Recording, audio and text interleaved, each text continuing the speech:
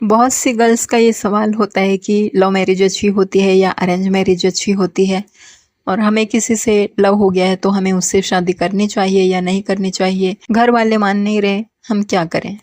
तो आज यही टॉपिक रहने वाला है। आज हम इसी बात पर चर्चा करेंगे। हेलो फ्रेंड्स, मैं सरिता आपका स्वागत करती हूँ अपने यूट्यूब चैनल ससुराल गेंदा फूल में।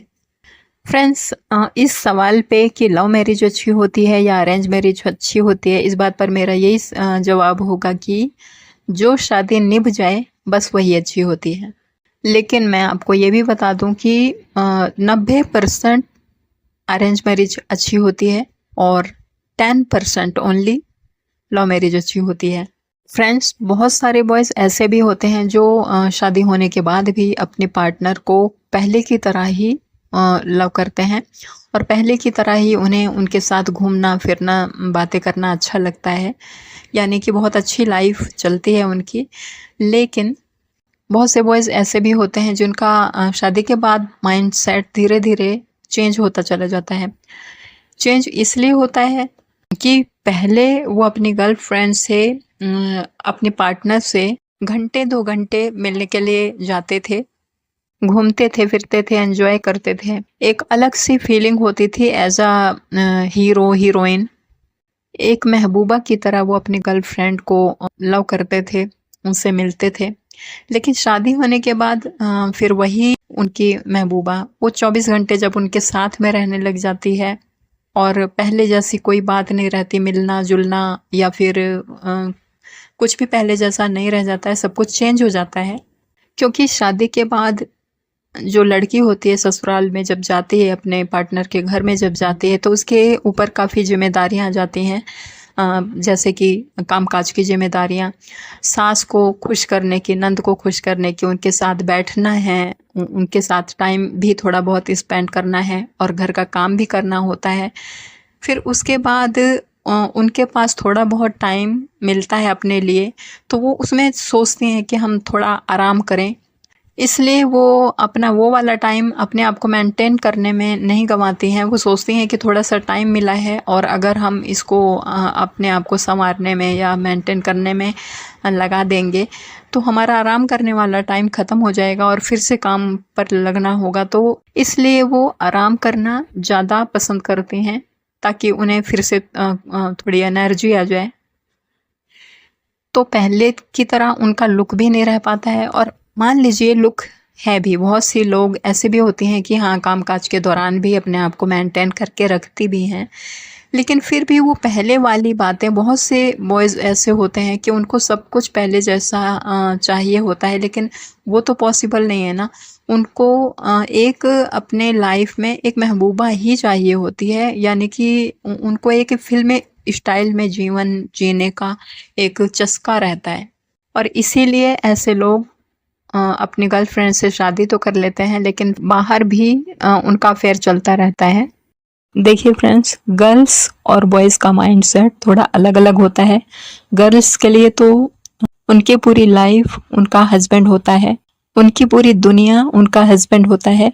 लेकिन लेकिन बॉयज़ को हमेशा एक एन्जॉयमेंट चाहिए होता है, तो इसलिए भी लव मैरिज करने में बहुत रिस्क होता है गर्ल्स की लाइफ के लिए।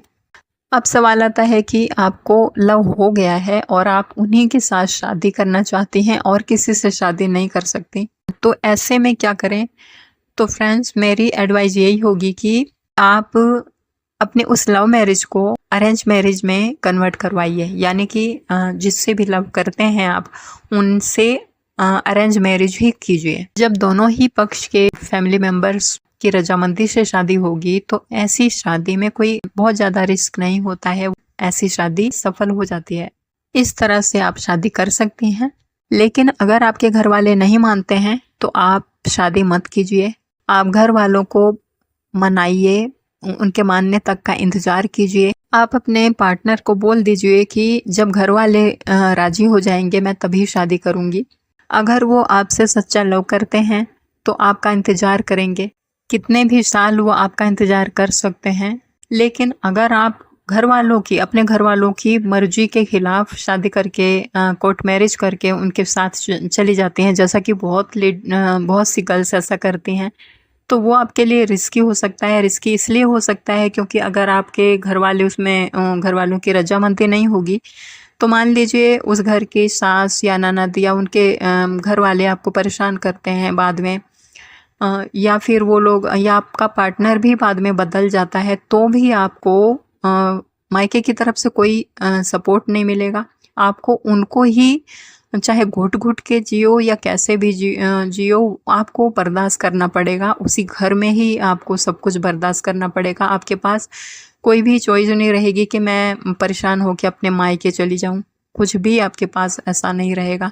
तो इसलिए आप अपनी लव मैरिज को ही अरेंज मैरिज में कन्वर्ट करके आप शादी करें, अपने ससुराल जाएँ तो ज़्यादा बेटर होगा मेरी राय में।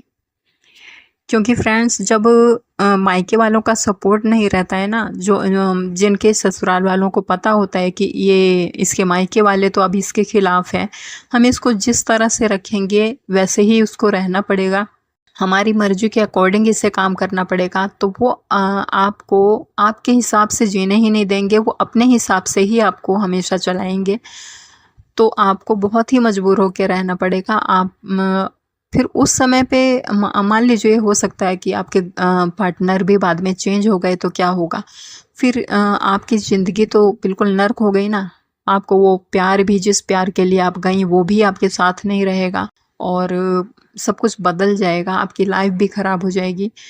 लेकिन अगर वहीं पर अगर आप अपने मायके का सपोर्ट लेके ही शादी करती हैं, अरेंज मैरिज करती हैं, तो कहीं भी आपके साथ कुछ गलत होता है तो मायके वाले आपको सपोर्ट करेंगे, उनसे बोलेंगे, या फिर आपके साथ कुछ गलत होता है तो आप अपने मायके भी चली जा सकती हैं। क्योंकि कई बार ऐसा होता है कि लगातार हम जब टेंशन में होते हैं, लेडीज़ लोग टेंशन में होती हैं, तो वो सोचती हैं कि हम कुछ देर अपने माइंड को रिलैक्स करने के लिए अपने मायके हो आएँ, और ऐसा होता भी है। वो मायके जाते हैं, कुछ दिन बाद फिर से उनको एक नई एनर्जी आती है कि हाँ अब फिर से हम अब ससुराल में जाएं, तो वो चीज़ आपके साथ नहीं रहेगा। आपको हमेशा ही कोई रिलैक्सेशन नहीं रहेगा आपकी लाइफ में, आपको वहीं पर ही हमेशा उन्हीं के अकॉर्डिंग जीना पड़ेगा।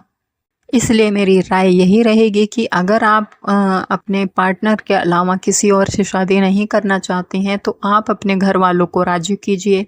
राज़ी नहीं होते हैं तो आप इंतज़ार कीजिए उनके राज़ी होने का, और अगर आपके घर वाले राज़ी नहीं होते हैं तो आप उनसे शादी मत कीजिए, ऐसा रिस्क मत लीजिए, क्योंकि किसी का भी कुछ भरोसा नहीं रहता बाद में वो कैसा निकल जाए। आई होप आपको बात समझ में आ गई होगी, और आपको मेरी ये वीडियो अगर ज़रा सी भी पसंद आई हो तो इसे लाइक करें, शेयर करें और सब्सक्राइब ज़रूर कर लें फ्रेंड्स, क्योंकि मैं ऐसी वीडियो लाती ही रहूँगी आपके लिए। और जैसे ही वीडियो मेरी अपलोड होगी तो उसका नोटिफिकेशन आपके पास तुरंत पहुँच जाएगा। तो आपसे मिलती हूँ मैं अपनी नेक्स्ट वीडियो में, तब तक के लिए गुड बाय।